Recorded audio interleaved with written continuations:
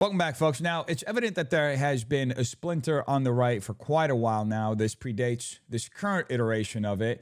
In fact, this goes back many years to when Charlie Kirk and Nick Fuentes famously engaged in the Groyper Wars, where Charlie was actively trying to push that faction out of the movement. Then there appeared to be a short moment of unity after Charlie Kirk was assassinated. However, that splinter was once again reinvigorated by Ben Shapiro during his speech at Amfest this past December.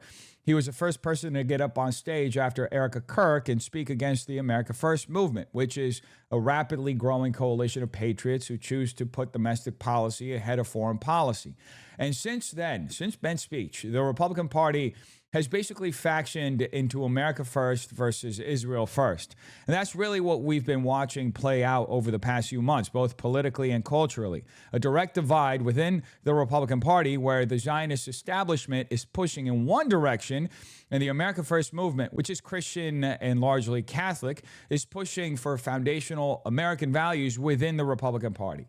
That said, every few weeks or months, Ben Shapiro pops back up to stir the pot again, not only admonishing his fellow conservatives and digging back into his very daft criticisms from Amfest, but now doubling down on this at a recent speech at Young Americans for Liberty. Ben is also on his own channel making what can only be described as some truly bizarre admissions about his poor understanding of Christianity, about the vice president as well, who, by the way, is Catholic, and about the current state of conservatism in America, wrapping it all in a kind of theological framing that's supposed to create a moral obligation around supporting him and the state of Israel, which raises the bigger question: what exactly is the ideological foundation of the modern conservative movement, and who gets to define it? Because right now, it doesn't look unified at all. It looks like a movement in the middle of a realignment post-MAGA.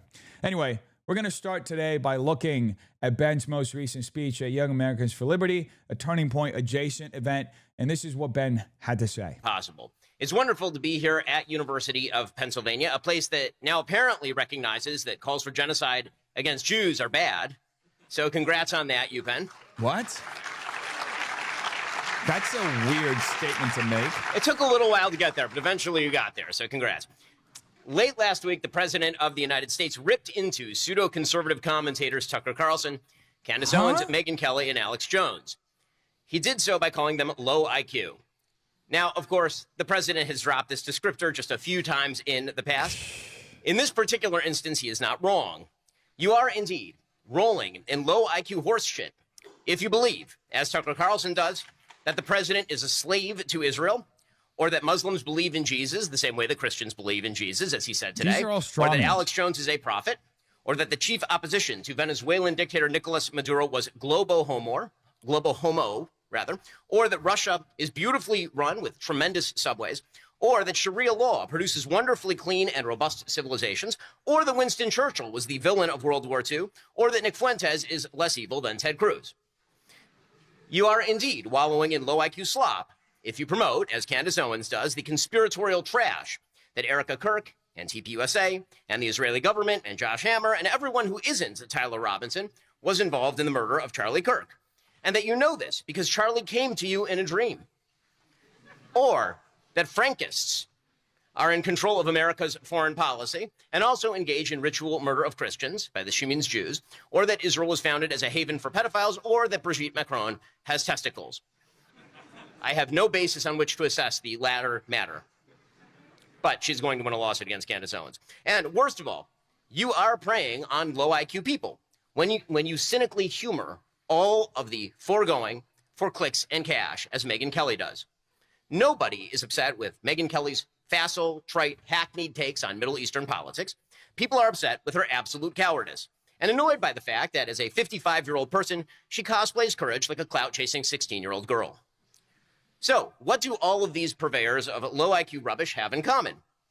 What they have in common is a grievance-based view of the world in which they, and those like them, are perennial victims of the American system. It's actually bizarre to see Ben Shapiro talk in this manner, just vigorously attacking people who are in the same coalition as him with pure ad hominems. Obviously, some of these folks like Alex Jones and Candace Owens indulging in some unsavory theories like the Brigitte Macron theory doesn't really help their credibility. But overall, most of these figures are, I would say, in large part operating in good faith. And in the case of Alex Jones, He's been proven right over and over again when you look at the broader trajectory of his claims, especially when you consider that many of the positions he held about a decade ago now overlap with what Robert F. Kennedy Jr. has openly discussed and affirmed in his last presidential campaign. Outside of the Parkland situation, Alex Jones has largely been effective at getting the message out and shaping conversations and helping conservatives hold their place in the cultural war. Now, obviously, there's a reason why Ben Shapiro is interested in factioning the coalition at this moment, because these people that he's mentioning are extraordinarily influential, arguably far more influential than Ben himself at this point. He calls them pseudo-conservative commentators, and that's just not accurate. These are conservatives. They are on the right side of the aisle. The real issue, the only real issue, is that they disagree with Ben on one central question: the role and influence that Israel should have in American policy, in our government, and in our military-industrial complex, whether we should be funding foreign wars, whether we should be sending bombs overseas so Israel can continue bombing children. That's the dividing line. And because of that, Ben has to selectively highlight the worst moments, the most extreme statements from these individuals in order to discredit them wholesale. But you could do that exact same thing to Ben, because Ben has plenty of moments, some of which we're about to get into, that are deeply questionable, including rhetoric that frankly edges into territory that could be interpreted as outwardly hostile toward Christians. So this isn't a one-sided game. What we're seeing here is a double standard. It's rhetorical, it's strategic, and ultimately it's all about control. This isn't about truth-seeking at all. This is about defining the boundaries of what conservatism is allowed to be, because Ben Shapiro is not operating in a vacuum, folks. He is heavily funded, very heavily funded, and backed by serious institutional money, real money. And a lot of that backing comes from interests aligned with maintaining a pro-Israel foreign policy consensus within the Republican Party. And that matters because it explains why this line is being drawn so aggressively right now. This is about holding the line for these folks. And you can see how fragile that line has become over the last couple of years. Because just yesterday, there was a vote in the Senate brought forward by Bernie Sanders to halt the sale of offensive and defensive weapons to Israel. That measure received 40 votes from Democrats, 12 Democrats voted against it, and every single Republican voted against it as well. Now, I wish my party had a bit more backbone on this issue, stopping the endless funding of foreign wars and focusing on Americans at home.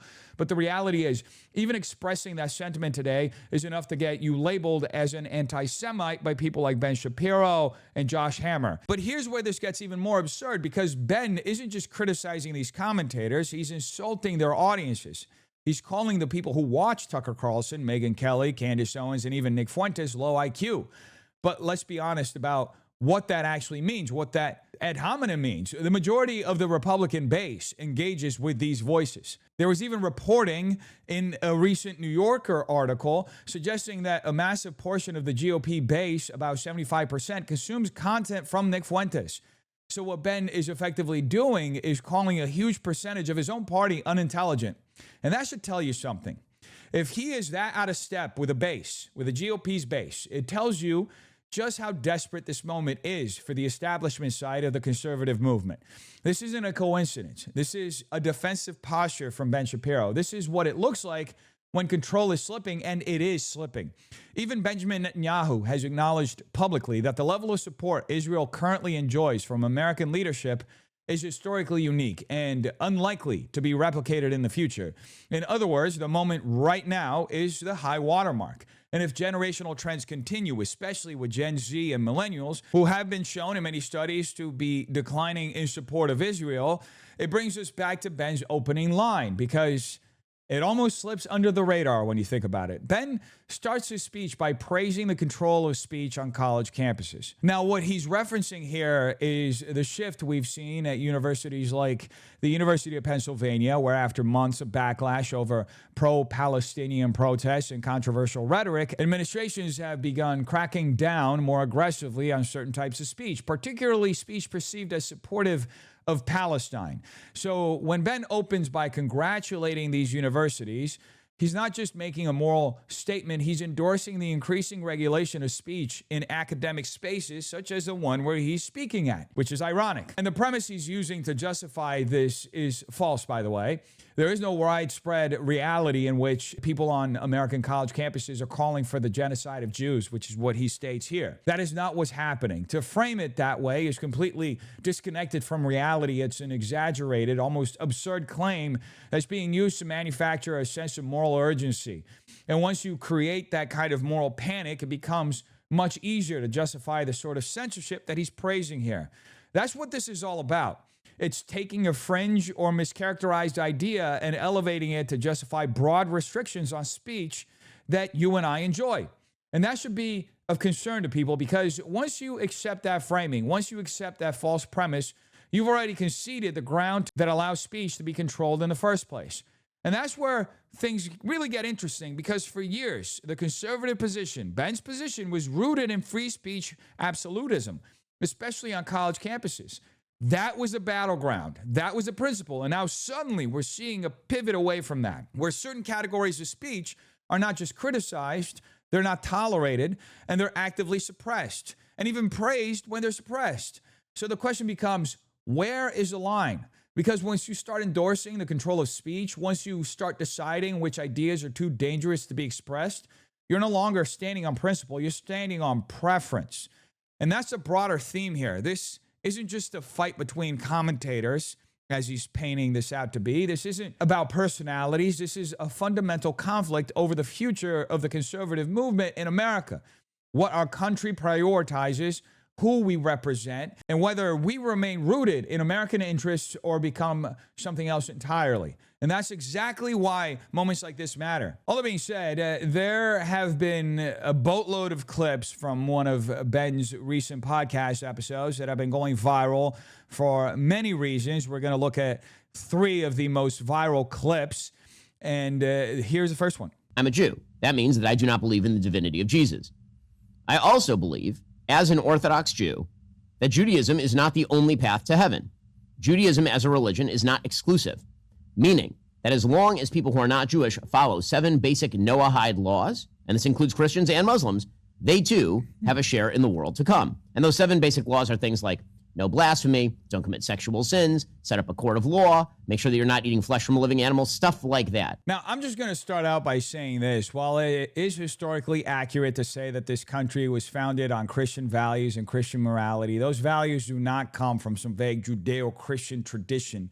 Judeo-Christian, as we've addressed here numerous times on the show, isn't a real theological category. It's a political invention. Christ fulfilled the law of Moses. The church becomes a continuation of Israel in a spiritual sense, not the modern state. That's why the Second Temple was destroyed and why the original Jews were dispersed.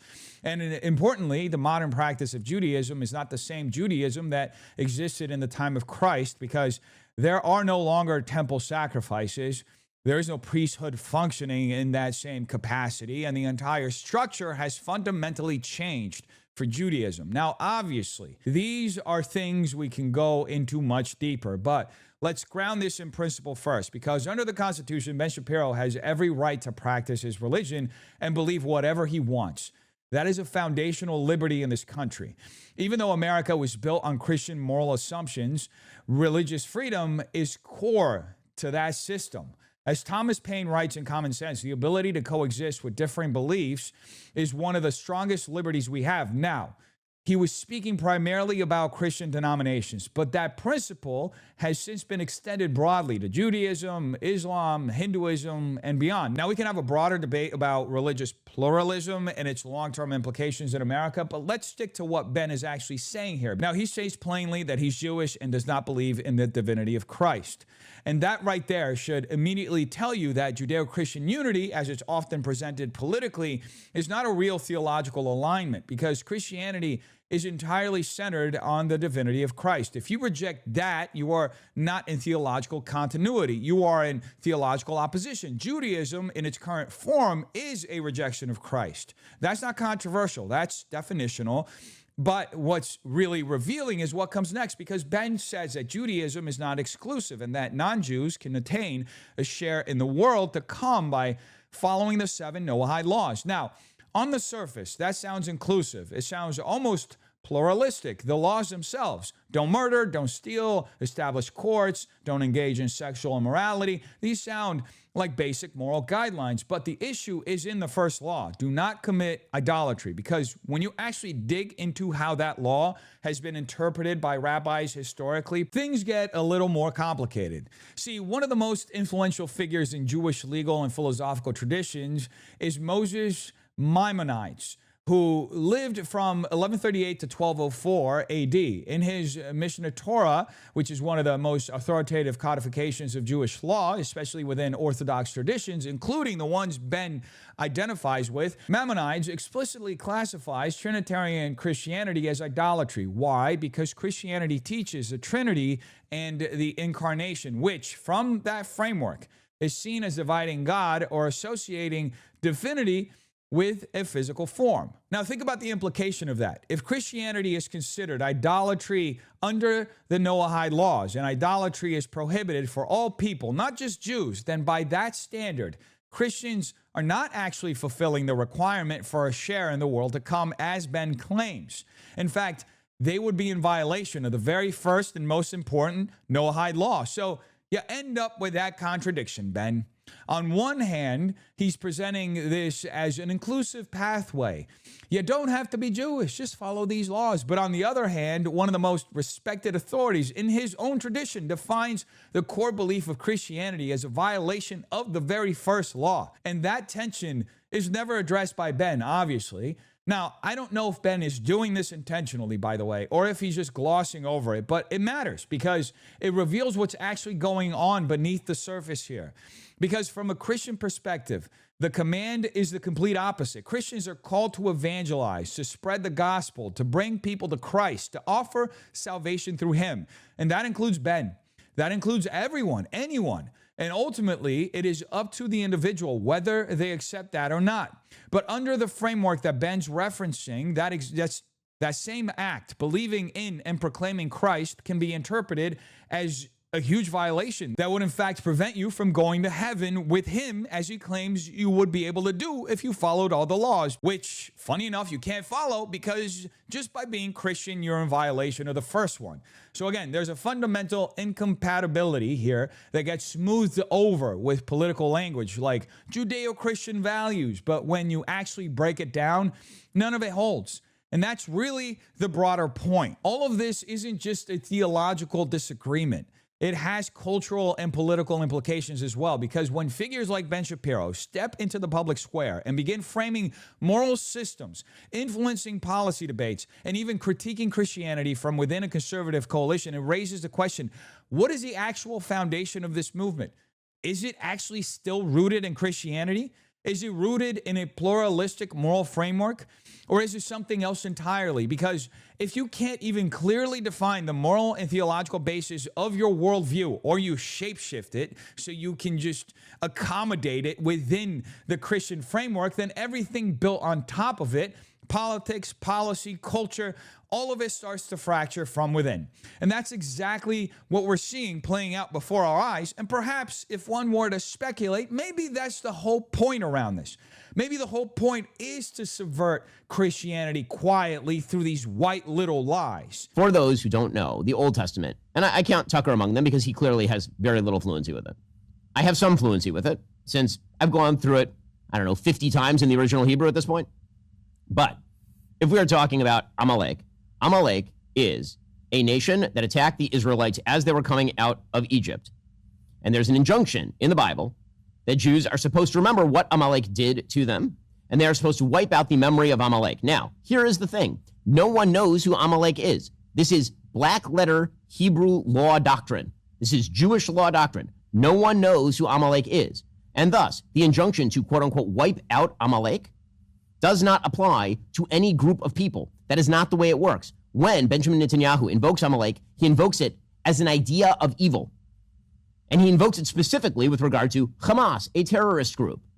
But of course, Tucker wants to claim that Jews are genocidal. Now, it's kind of ironic that Ben Shapiro would take this position, especially when you consider that Benjamin Netanyahu, as well as several prominent rabbis, have, in fact, very recently referred to the modern enemies of the current state of Israel as specifically the Iranian people, aka the Persians, as Amalek.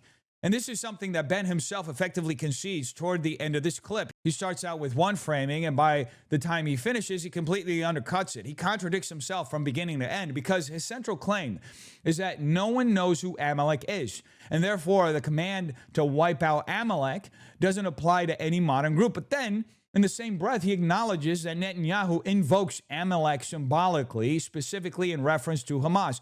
So which is it, Ben? Either the category is so abstract that it has no real-world application, or it is being actively applied in modern political and military context to justify an unjust war. You can't have both at the same time, and that's where this argument of Ben's really starts to unravel, because if this truly wasn't about invoking something with genocidal implications, if this was purely symbolic, then you have to ask, why does this language keep appearing in this very specific context, very charged context? Why did we see this rhetoric surface around the same time as major escalations in Iran?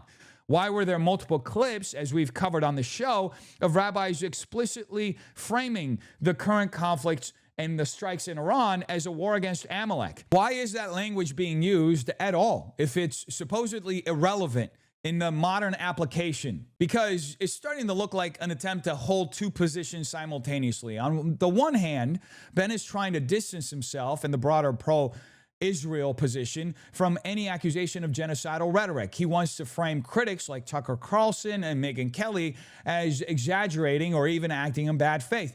But on the other hand, he's acknowledging that this exact framework, this Amalek framing, is being used rhetorically in real-world political discourse by Netanyahu in ways that clearly carry moral and emotional weight. And all of that matters because language shapes perception.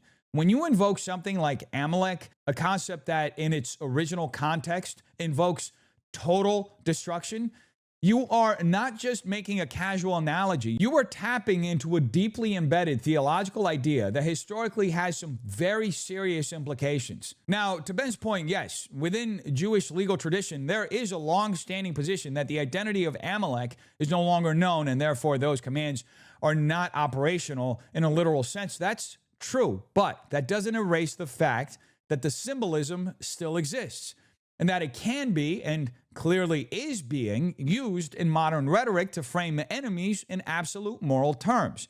And once you do that, once you frame a conflict not just as a political or strategic battle, but as a battle between good and evil, you open the door to justifying actions that would otherwise be questioned. And this ties into a broader issue, because what we're seeing here is not just a disagreement on foreign policy. It's a clash over how moral justification is constructed around the war in Iran. Ben spends a lot of time criticizing others on the right for engaging in conspiratorial thinking or irresponsible rhetoric, but at the same time, there is a parallel track where war, violence, and geopolitical conflict are being framed in theological terms as moral imperatives, as obligations. And that's where the inconsistency becomes hard to ignore. You'll often see figures, people like Laura Loomer and others, criticizing Muslims as religious extremists, as people who justify violence through theology. But then in the same ecosystem, you have rhetoric that is doing something very similar. This Israel First movement is wrapping modern conflicts in ancient religious language, framing them as existential struggles rooted in divine command. Because look, if this truly wasn't about attributing any kind of genocidal intent or invoking something with those implications, then we have to ask, why was this war in Iran started during Purim? Why were so many rabbis explicitly tying Purim to that moment? This Jewish holiday rooted in the story of existential conflict, thus creating a justification for military action against Iran. Why were there so many clips, as we've covered on this show, of rabbis directly saying that this is the war against Amalek? You can't pretend this language is purely symbolic and irrelevant while it's being actively used in real time to frame a modern conflict and moral obligation. And by Ben's own admission, that language of Amalek is being used by Netanyahu. So the question becomes, where's the line? Because you can't simultaneously condemn religious extremism while leaning on theological narratives to justify political and military actions. You can't dismiss critics as irrational while engaging in rhetoric that invokes absolute moral categories like Amalek. And ultimately, that's the broader implication here, because this isn't just about one clip. It's not just about one argument. It's about how narratives are constructed to justify power, to justify an unjust war, and to shape the boundaries of acceptable discourse. And when those narratives rely on contradictions, when they try to downplay something while also using it, it creates a lack of clarity that people are starting to notice. That hypocrisy, that duality is very obvious to anybody with a pair of eyes and ears. So yes, Ben, in trying to draw a line here, you're actually saying this is not genocidal, this is symbolic. But when that symbolism is repeatedly deployed in real-world contexts, tied to real conflicts with real consequences, that distinction becomes a lot harder to maintain. And that's why this conversation matters, and that's why it has to be had, and that's why all these lies, this obfuscation, has to be removed. This is meant to keep you confused and complacent on the side of the Israel first, the neocons, and the war hawks. The reality is none of this is America first. This is actually warmongering language that should be rejected thoroughly. And it's being, once again, tied to a moral obligation that's based on theological grounds that don't even match traditional Christian morality. And Theo Vaughn is basically just a Bernie Sanders leftist who does not like the censorious impulses of the left and engages in all the same conspiracy theories and, of course, is good friends with Candace Owens and all of the rest of it. And that's the guy that the vice president thinks that everybody should listen to. Now, listen, maybe the vice president thinks he has to kiss Theo Vaughn's half-retarded ass in order to keep him in the coalition. And that's his political calculation. I think it's a bad political calculation. There is no politician who is fully capable of just picking up a prior president's coalition and then just carrying it forward. It didn't work for Hillary Clinton with Barack Obama. It's not going to work for JD Vance with Donald Trump. Just because Theo Vaughn and Joe Rogan back Trump doesn't mean that they're going to get behind Donald Trump. They're going to get behind JD Vance. The reality is that the vice president's current coalitional strategy, I think, is deeply flawed. It is hard for me to see how he doesn't shrink President Trump's coalition across the board. That's literally where you're That's doing. a political calculation. Maybe his is better than mine. It is certainly not a moral calculation. Well, I'd have to go as far to say that Ben is a little bit of a retard himself, so I guess he understands what he's talking about here. Real, recognize real. What's happened to this guy? Seriously. He's really trying to draw the line on the coalition, and now JD Vance is apparently outside of that line? What? Just for saying he likes Theo Vaughn? Are you kidding me? How unbelievably petty. This is what desperation looks like, folks. The fact that Ben Shapiro is out here speculating that this is some grand political calculation from JD Vance because he gave a nod to Theo Vaughn is just absurd on his face. And let's be honest about what's actually going on here. Ben's real issue with Theo Vaughn isn't that Theo is some deep ideological threat to conservatism. It's not about intelligence.